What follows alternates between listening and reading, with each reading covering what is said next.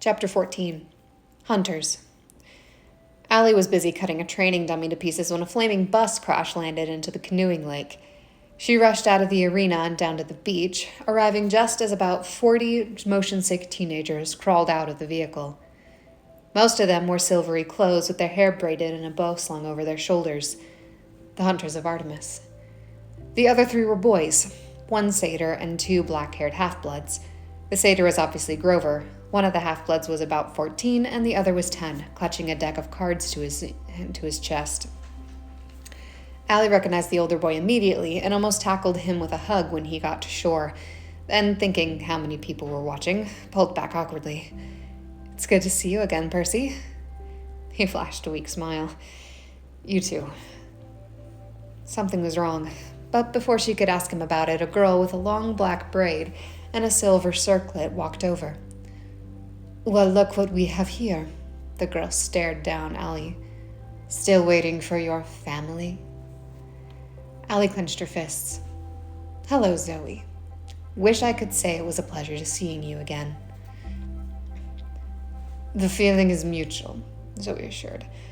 She examined Allie carefully. "You've grown up." "You haven't." Allie crossed her arms. Zoe glared at her. "If you need us, we'll be in cabin 8. She turned and walked off. Allie smirked as the angered lieutenant stalked away with her hunters in tow. "You know the hunters?" Percy asked. Allie shrugged.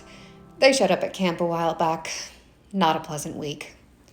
He stared after the procession of girls. "What don't you like about them?" She gave him a look.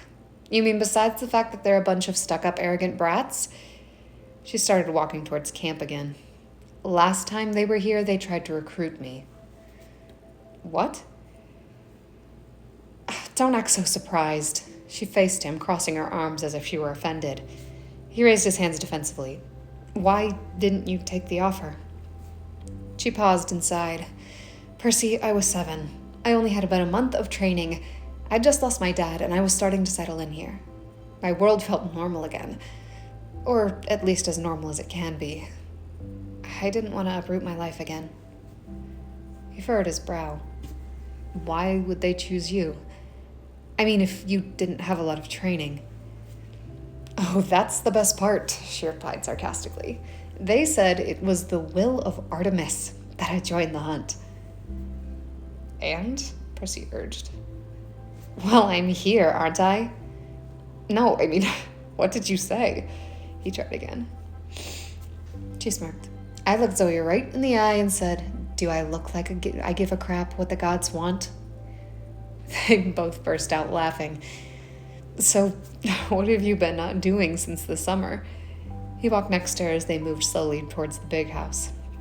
Allie shrugged. "Karen gave me a mission. I'm basically doing what Grover did for you, only all the time, all over the place. He calls me the Protector." "Sounds fun." The sarcasm rang in his voice. "Yeah," she seconded. "Most recently, I had to save a kid from a bug man. It was easily the grossest thing I've ever done." She shivered. "Anyway, the kid got claimed a few days after we arrived. Child of Athena. I totally called it." Percy stopped walking. She turned. "What's wrong?" He hung his head. "It's Annabeth. She's missing." Allie crouched among the bushes. For once, she was actually on a team in Capture the Flag. As much as the other campers hated to admit it, she was one of their best fighters. So, naturally, she was picked to help the campers finally beat the hunters in a game of Capture the Flag. Thalia and Percy were co-captains of the camper team. They had placed the flag on Zeus's fist, a pile of rocks that only looked like a fist from a certain angle. There were about 10 campers guarding it. The rest of the team was split into 2 groups, hoping a double-sided assault would cause enough distraction for Thalia to get the flag. It didn't take long for the plan to fall apart. The hunters spotted both groups and moved to intercept them.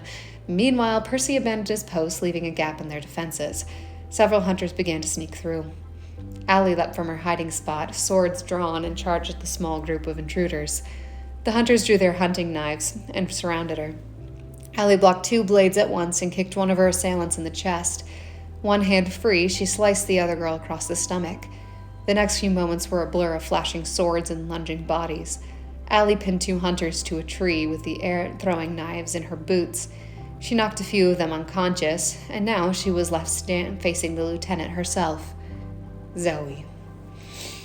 The girls fought with ferocity and determination. They seemed to be evenly matched as they parried each other's blows and dodged the fluid attacks. Seizing a small opening, Allie moved in, pressing her sword against Zoe's throat. Zoe smiled. "You've improved." Allie glared at her victim. "It's been 9 years. What did you expect?"